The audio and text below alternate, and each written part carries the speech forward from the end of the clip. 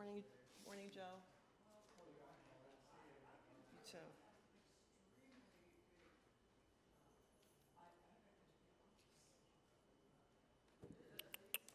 Check, check, check, check, check. 1, 2, check. Hello, hello. Check, 1, 2. Check, check. That could be louder.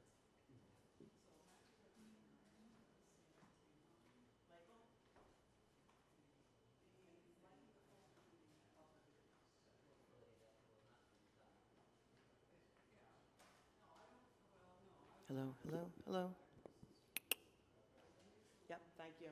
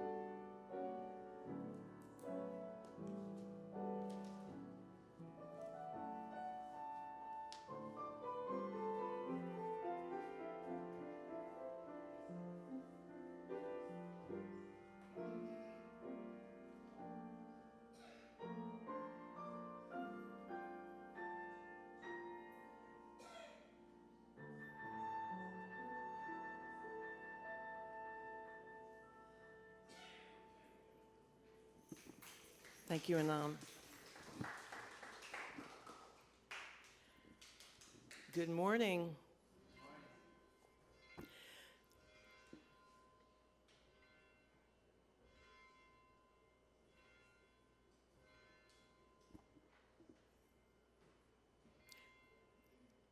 Welcome to the service of Unitarian Universalists of Mount Airy. I'm Jill Salkin, one of the worship associates, and it is my pleasure to be leading today's service with Anam Awili Iger. We also have Nate Berge as our music director, and Joe Kenny will also be at the piano. Jill Sutherland will provide childcare downstairs if need be. This is a UU congregation, which means we are people of many differences, different faith traditions, different racial identities, different gender expressions, and of all different ways of moving in and showing up in the world. And we are people of togetherness who make covenant promises to be together and to act with love for transformation, liberation, and healing. Some reminders. Please make sure your cell phones are silent. Excuse me.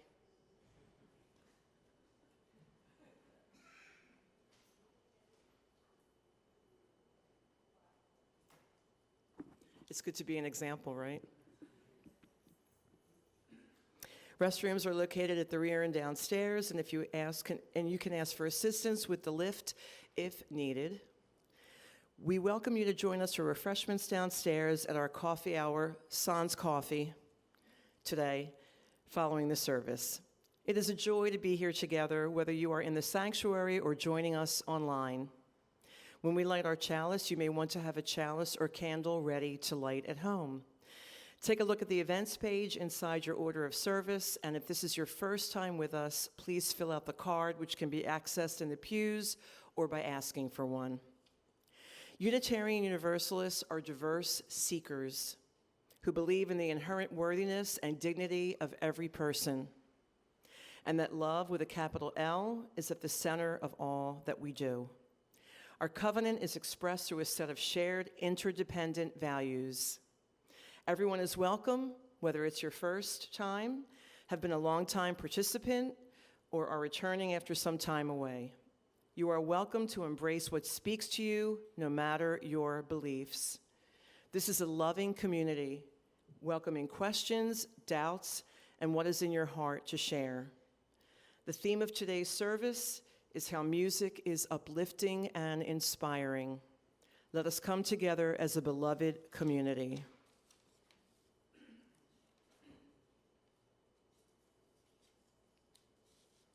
In UU congregations, we light a chalice to celebrate our coming together in love, to mark the sacred space and time of our community, and to invite the Spirit into our lives. We invite you to light a candle wherever you are today and read along with us here in the sanctuary. We will read the chalice lighting words by Julianne Lepp together as Anam lights our chalice. We light this chalice with hope, a sturdy flame we nurture in these difficult times. We light this chalice with a heart of compassion for a nation divided by politics and strife. We light this chalice knowing that it will take all of us to repair this world we live in. May we find rest, compassion, and the hope that we need to nurture ourselves and each other. May this sturdy light remind us of the people we can be and the difference we can make in the world together.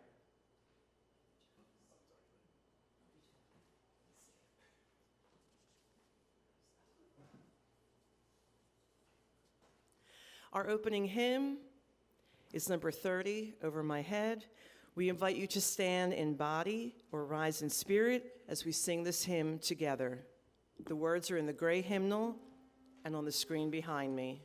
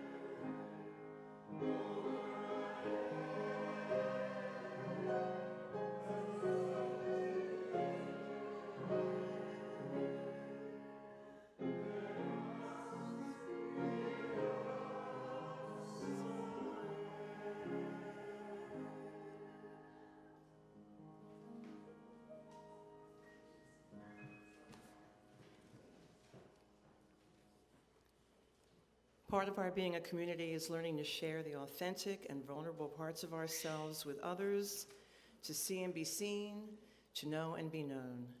We make space today for that sharing, all of which helps to build this congregation into beloved community. We invite you to share what's going on in your life, to name your feelings and the people in your heart in need of prayer, good energy, best wishes, and other help. We invite you to get into your body and investigate what emotions you're experiencing, to share them as you feel called so we can help one another hold our joys, our grief, our in-between feelings. We build community by celebrating our good things, mourning our troubles, taking risks, and listening deeply. For our online sharing, we invite you who are on Zoom to share what you're feeling this week and to lift up the names of those about whom you are thinking in the chat. And for those in our sanctuary, we ask that you come up one at a time by the side aisle, pick up a stone or stones from the basket, infuse or charge it with your joy or sorrow, and place it in the bowl of water, where its energy will ripple out to be held by all of us. This morning, we invite you to take a moment to witness how your stone nestles next to the stones of others, and how all are surrounded by the water that symbolizes our community's shared grief and joy. If you'd like to share something important in your heart, please speak directly into the microphone, and be mindful that we are broadcasting to the internet. All are welcome to participate in any of these ways. And for those who have gathered virtually, Anam will add stones on your behalf. We will then listen to some contemplative music and hold all these joys and sorrows together. The sacred space of deep sharing is open.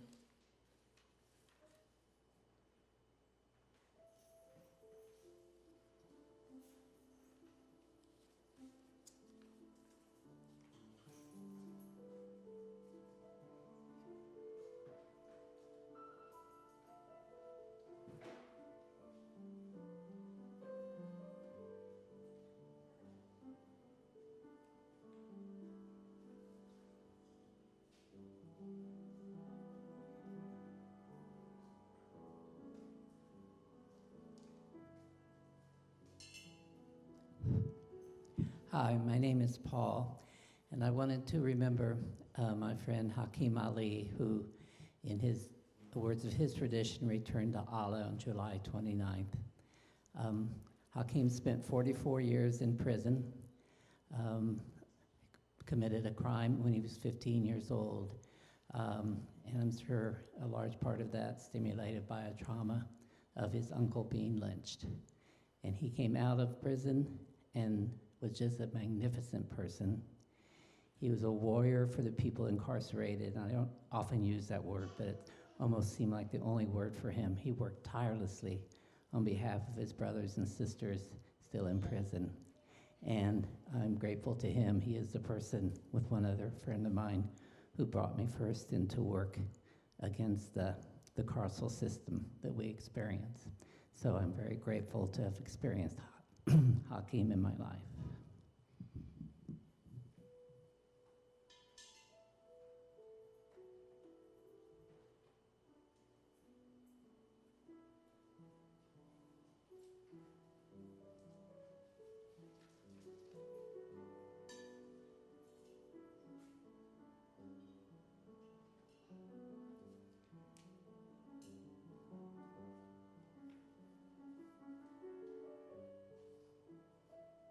Hi, my name is Jane, and I'm putting stones in for friends who are facing some medical challenges, and in general, just for my family at this time of change and hard times in the world.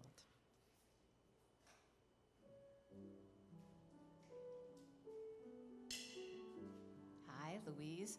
I am well armed for Lehigh Valley Pride today.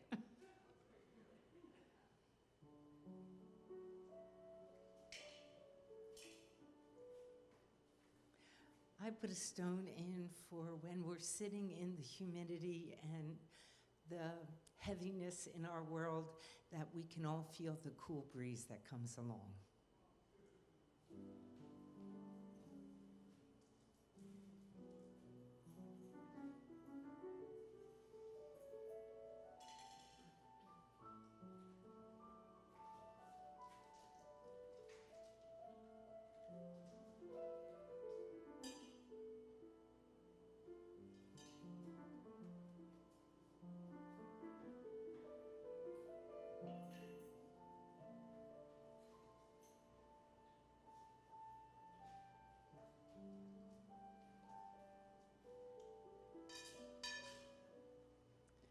Good morning, I'm Linda. I'm putting a stone of gratitude for this community, which I'm very, very grateful for.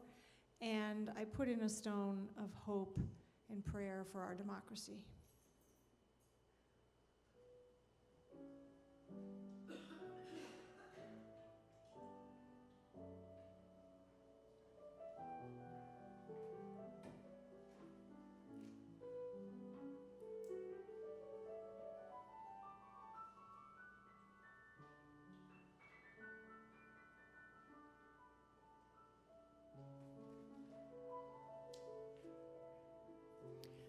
And now I'm just going to add a few stones for those who are joining us online,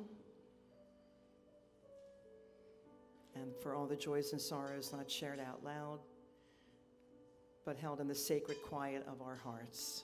Thank you. The next hymn is in the gray hymnal. That's number 108. My life flows on in endless song. We invite you to stand in body or rise in spirit as we sing this hymn together.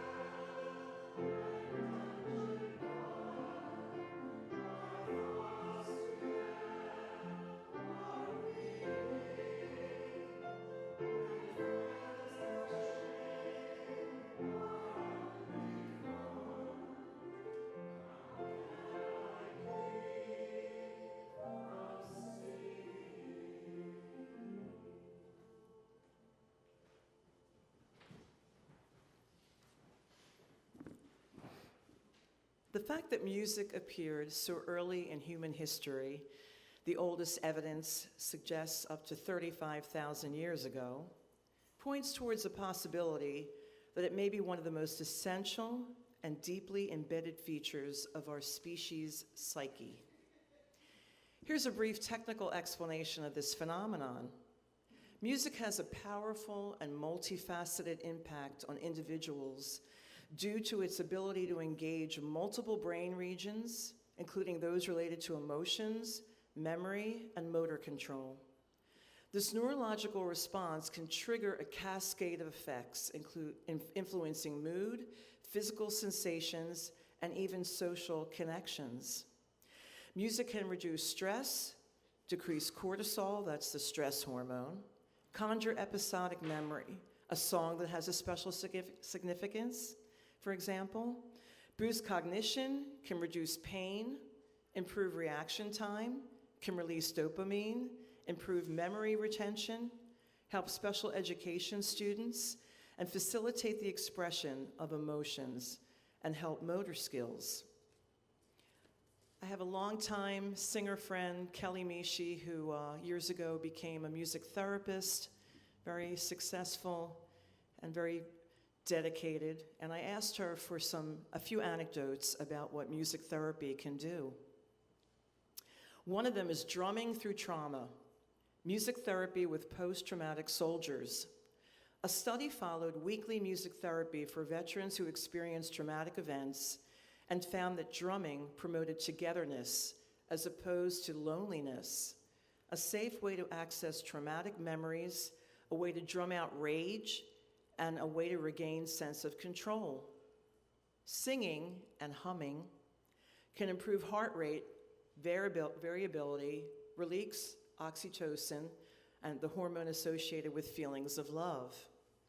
Compared with standard care, music therapy can significantly increase the score of the overall quality of life in patients with cancer.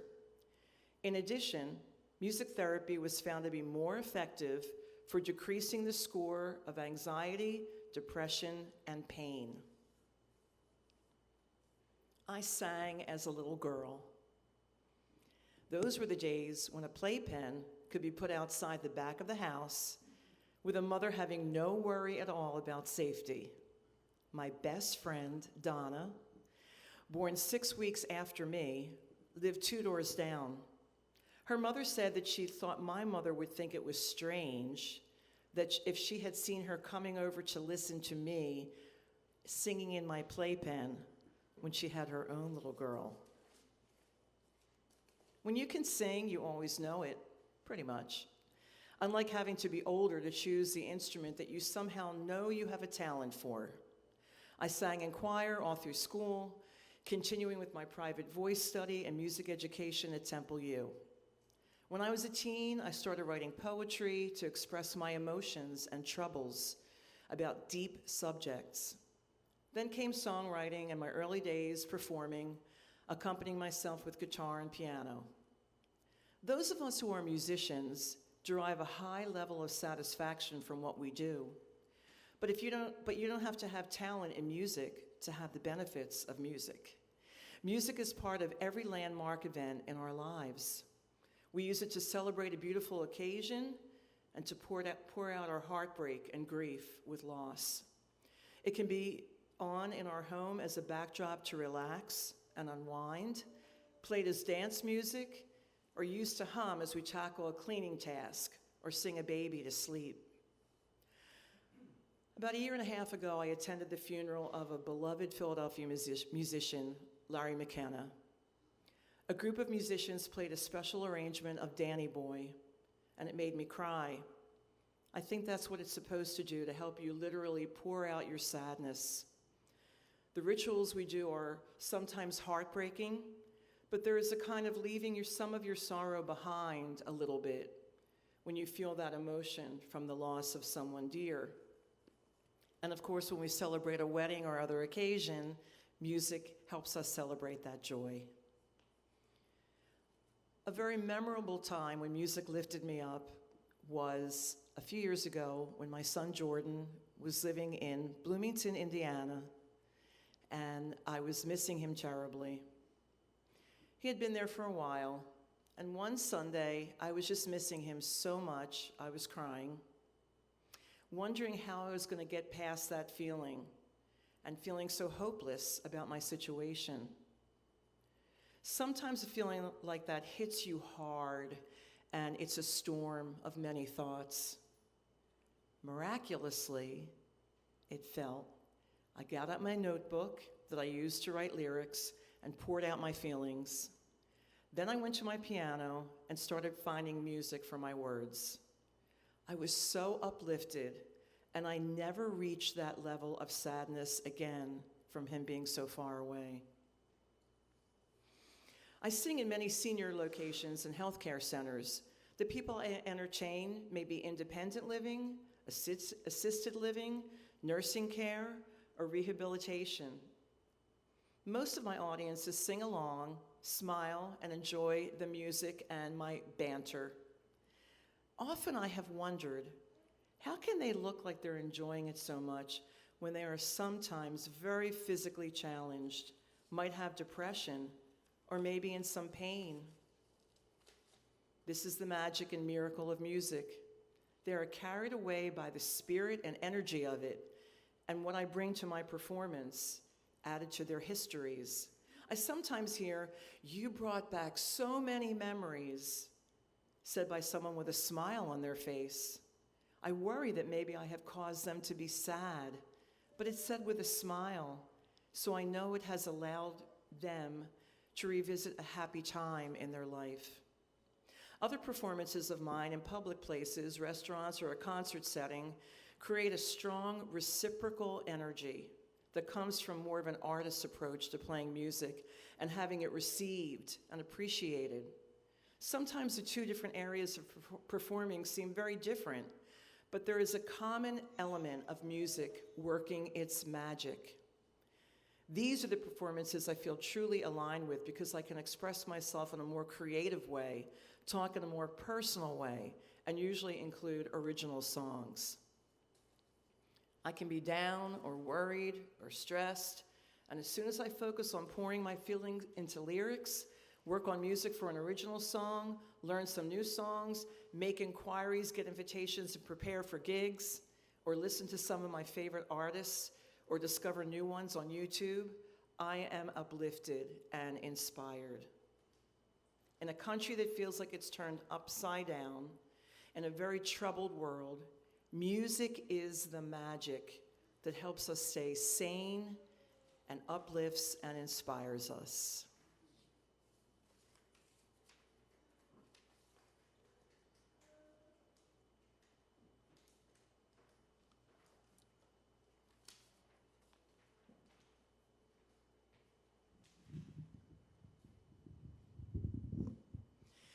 I'm going to sing a song that I wrote, and I'm happy that Anam is going to be accompanying me. It's called Spring Will Come Again.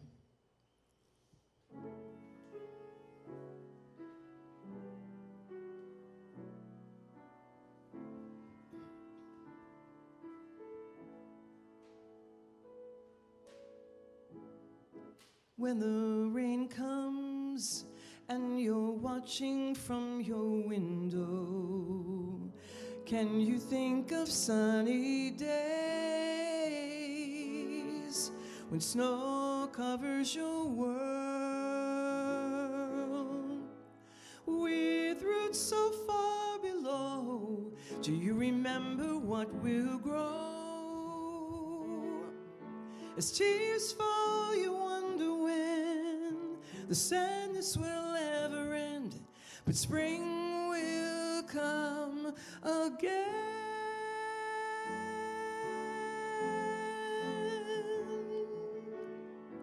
When your heart is heavy and your spirit is run down, can you think of sweeter days? Seems impossible to remember how it felt to feel all right, and that things change in time.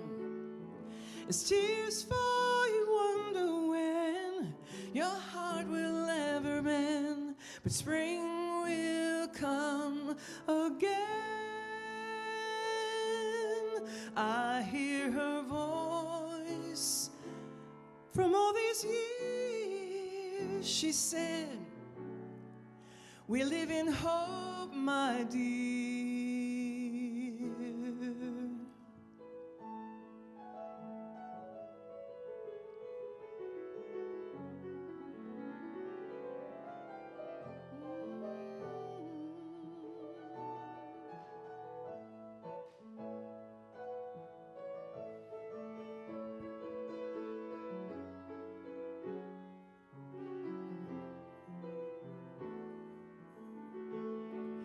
As tears fall, you wonder when your heart will ever mend, but spring will come again.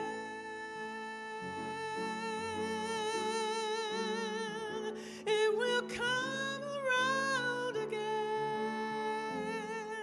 Spring will come again.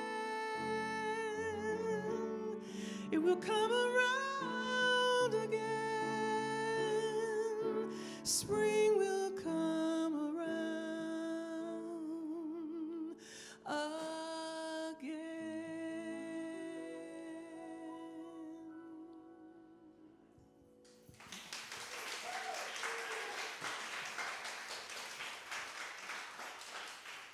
Thank you so much. Okay, well, I think it is time for Anam to share his reflection.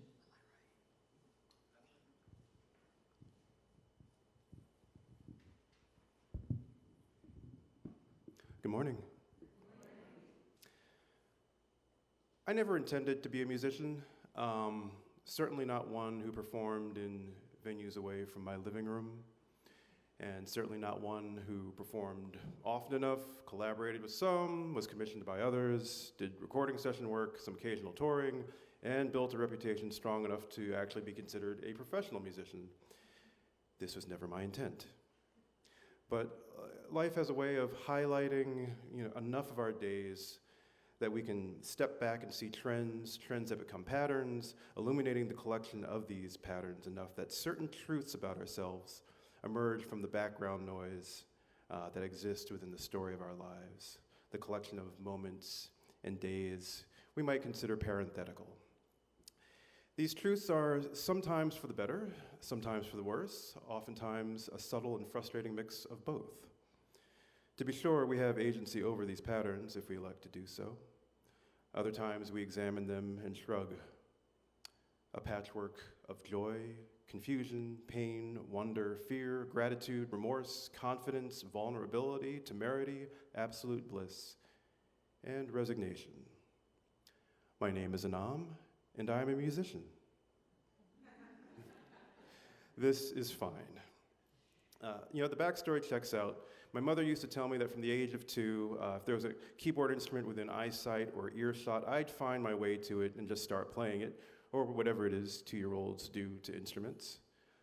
By age 5, flustered and frustrated that no one had bothered to investigate the possibility of formal lessons, my maternal grandmother took it upon herself to buy an upright piano and an electronic keyboard, promptly enrolling me in the John Wanamaker School of Music, or whatever it happened to be called.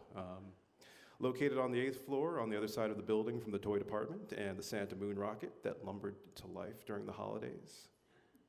Next to electronics and home theater, where I endured my grandmother singing along to Rod Stewart's Do You Think I'm Sexy? On a huge screen that dwarfed us. And I was occasionally rewarded with lunch upstairs in the Crystal Tea Room, back when it was still a restaurant. My grandmother provided the initial structure and spent time early on establishing and demonstrating the foundation of how to practice. She never needed to clock watch me, though. I eventually sort of modified her system a bit in a way that kept me even more engaged, spending actual hours alone at the piano, doors shut, windows closed, shades drawn, working on scales, practicing compositions, going over music theory, and dutifully recording all of my practice sessions on cassette tape, some of which I still have. Early on, I used to forego the carefree days of childhood in order to stay inside and practice. Quite willingly, I'd say, particularly to avoid the bullies that disliked me for no other reason than that I always tried to make peace wherever there was strife. My grandmother homeschooled me, so if we weren't going over math or English, science, politics, or other languages, I was at the piano. In the same way that these days I prefer the company of books to that of many people, I prefer the company of my piano, of the music that I made alone, of being immersed in this sort of gossamer bliss that came with connecting with a discrete and separate instrument, allowing it to be an extension of myself in turn allowing myself to be an extension of it, a symbiosis of sorts. We were a stable molecule, as it were, like two atoms of oxygen, or binary stars waltzing through the cosmos, orbiting an unseen center point of mass. But there is something to be said for a stable molecule to find other atoms and molecules, to create something greater than all of them alone, or for binary stars to bestow their warmth and light upon a planet to support the emergence of life, perhaps one day giving rise to creatures with enough capacity to be in awe of their celestial visages. My first lesson in this came during a day when I was on the front porch playing with friends. My grandmother didn't particularly like me venturing down the street out of eyesight. One of the neighborhood bullies, I remember, was nearby, and he was taunting and threatening other kids, throwing occasional punches that sometimes landed. The kids laughed it off because they wanted to look tough, but I knew that most of them didn't like or appreciate it. I was safe on the porch, and I was happy to stay there. At one point, there was enough of a lull in all that was going on that we could hear the faint sound of acoustic guitar coming from the backyard. One by one, we all stopped what we were doing, crashing toy cars, throwing footballs, playing with water hoses. Even the bully stopped throwing punches and turned toward the sound. And one by one, we walked down the side path of the house to the backyard, where my uncle was sitting on the back steps with his guitar, head cocked thoughtfully as he strummed, with a tastefully trimmed mustache and a well-manicured afro. Everyone sat quiet, transfixed in a semicircle around him. He sang a little as well. He liked to write lyrics, and I recognized it as something he'd been working on here and there. After he finished, the music still seemed to be there, just floating on the air. We were still quiet, as though we could still hear it fading out. After a moment, the bully was the first one to speak up. "Can you play some more, please?" This was the first time I remember recognizing that music was so amazing, so powerful, so essential to our individual and collective spirits, that it was transcendent, transformative, and could potentially bridge any chasms that we engineer between one another. From that moment forward, the doors and the windows were opened. I allowed music out and allowed others in. I had no idea how many of my friends were interested in what I was doing, how interested they were in learning about music, creating it, and sharing it. I even gave some rudimentary lessons, demonstrating fingering, technique, and how to read some simple notation. I didn't know it at the time, but learned many years later that my simple lessons and willingness to share was more than they often felt at home or at school. At the time, I was just happy to be there to share with them. The joy was as apparent on their faces as the joy I felt in my heart.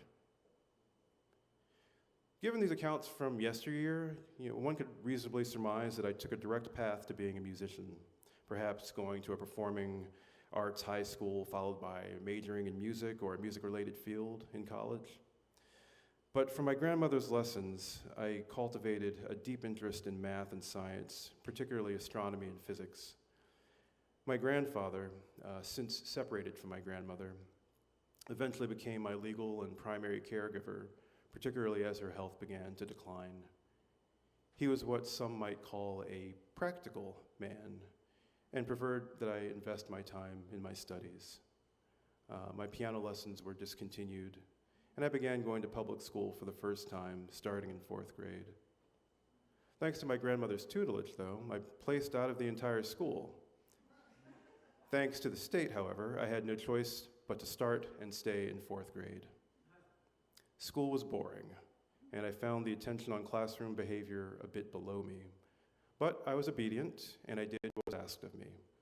And as such, the teachers loved me, and I discovered new bullies who absolutely did not. But once my teachers discovered that I played piano, and I had the opportunity to share music with my classmates, the hearts of my peers changed, and at the very least, I was respected, even if I wasn't always fully accepted. My teachers were pivotal in convincing my grandfather to restart my piano lessons, even helping to locate scholarship funds to cover some of the costs. In spite of it all, my piano studies still took a back seat to conventional academics, and I went on to Swarthmore College with the intent to declare a major in astrophysics. My first-year college roommate introduced me to a band called Fish, spelled with a PH, much like an unfortunate majority of Philadelphia-branded trinkets and tchotchkes. They have a following similar to that of what the Grateful Dead had, where entire microeconomies bubble into existence in the midst of their orbit, where said merchants and self-described fish heads follow them along their tour route. They played at the Man here in Philly. The initial tickets were expensive, even for their lawn seating, where you can post up anywhere on their spacious grassy hills and claim a seat with a chair, a blanket, a towel, or a dirty look. A couple of good friends of mine were going and encouraged me to go, noting that I could ride along with them. I decided not to buy a ticket. The tickets sold out. My old first-year roommate and I reconnected earlier this year when he was in the hospital following a grueling 4-year battle with bladder cancer. The common friend of ours who told me about his plight asked that I reach out to him, which I gladly did, especially because it was looking as though the end of his journey was near. My roommate and I wrote about these previous times and reminiscing about classes, professors, music shows. We also wrote extensively about the music that we loved, music that was either brand new or just new to us that we were enjoying, and how the music made us feel. We introduced each other to musicians and songs that we were unfamiliar with, and helped one another revisit music that we hadn't enjoyed in a long time.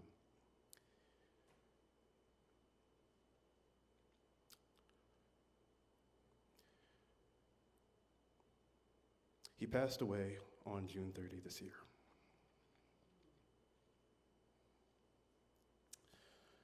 The very next day, I bought a ticket to see Fish.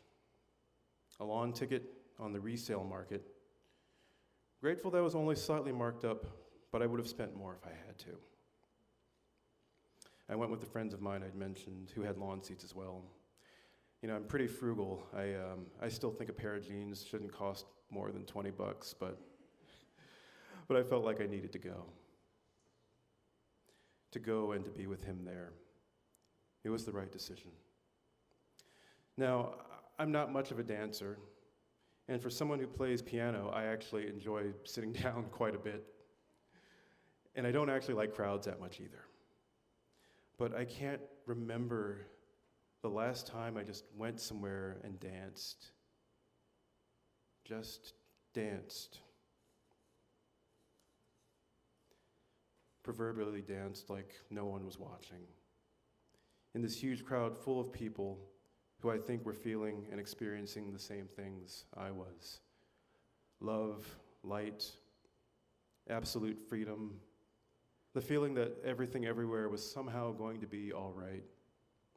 Because if we could experience this much collective joy together here in this place, that somehow we ought to be able to bring this to the wider world.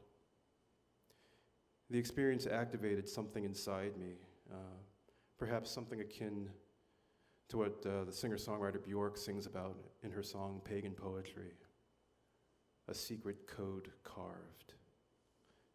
I found the secret code carved along the contours of my very soul until something emerged that just grounded me to the earth and entangled my heart with every other one there, beating as one heart together. Bands like Fish exemplify a pinnacle of virtuosity between the musicians who are so proficient in singing through their instruments, but they also illustrate the depth of creation when we are in community making music together, when we co-create together, when we sing together, for those fleeting moments in time where we refrain from seeing ourselves as separate from one another, but instead as a murmuration of starlings or drops of water coming together to make a majestic ocean, each rolling wave a collective experience of connection, understanding, and love. Moments where we create these temporary entities that never exist again in the same exact form, establishing a collective breath, heartbeat, mind, where we all vibrate together and radiate together and are entangled together in divine resonance. A meditation in motion. As the world has seemingly grown louder, more chaotic, and less kind, and the chatter is increasingly incessant, and technologies find ways to talk at us in places and spaces that they never used to before, I've found much joy, peace, and solace in meditation and quieter realms within, often surprised by what emerges from the stillness. And while I can't speak for anyone but myself, I find that it is here where this circle completes. To return within in order to be able to extend outward again, like a cosmic breath. It is there where I find the gentle hum that resides and abides, the essence of being, the flicker of life in this light behind our eyes, a song that emerges as we approach the silence so quiet that all we hear is the rhythm of our hearts, this fractal of vibration that we recognize when they appear in greater scales and proportions because it is us. It is the other, at once a subset and a superset of the divine or the universe, source, all that is. The original song, the song that we contain with us, the same as the song that contains us. Music is our birthright because we are made of music and we are the music. We are made of music. We are the music.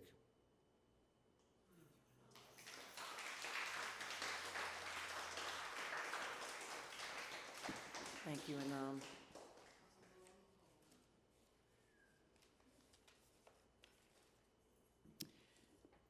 Now is the time when we collect our offering of financial resources for the good of this community. We know there are many ways to give back to this congregation, and we encourage you to find a way that works for you. For giving a financial support, your money or checks put in the plate for today will be used to fund everyday operation of this congregation. Any pocket change or any other money that you designate for change online or by putting them in the white envelopes in the pews will be sent to this month's selected Change for Change organization. More info is on your screen about how to give online, and anyone can use the mobile app, Vanco Mobile. Please know that if this is your first time with us, there is no expectation that you give anything other than a yellow contact form or letting us know how you found us and how we can support you. The offering will now be gratefully accepted.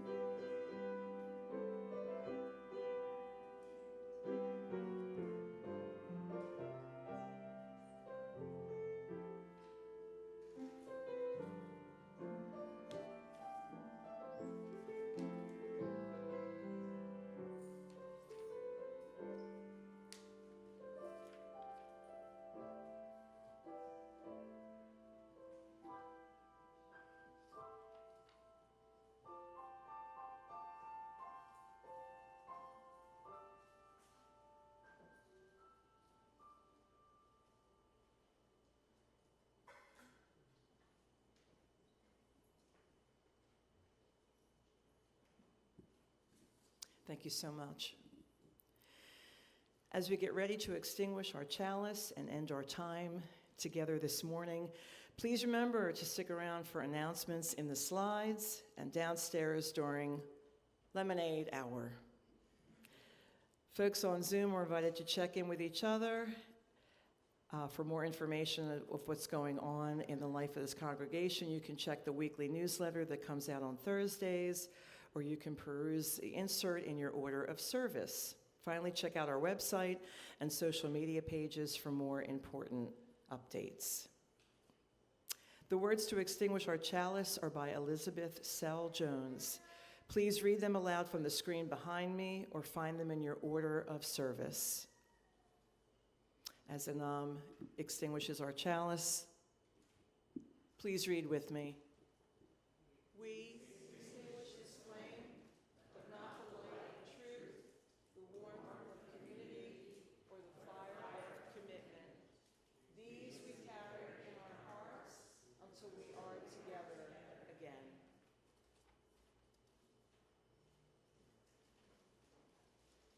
Our closing hymn is number 311, Let It Be a Dance. We invite you to stand in body or rise in spirit as we sing this hymn together.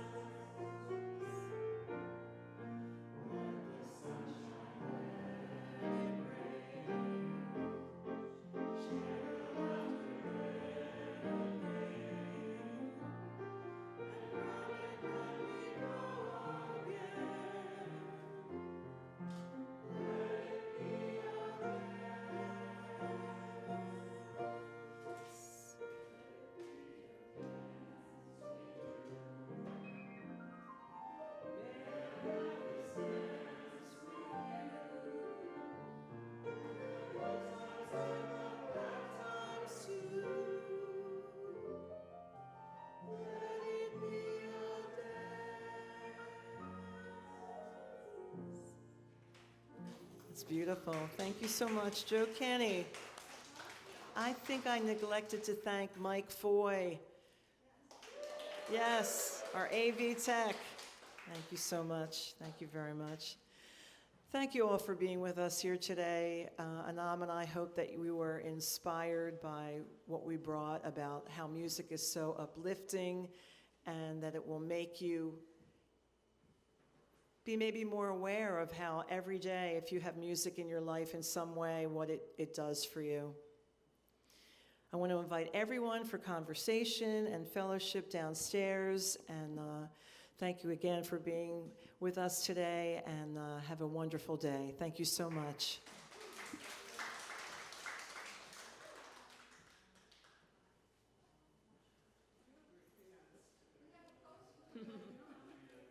Thank you.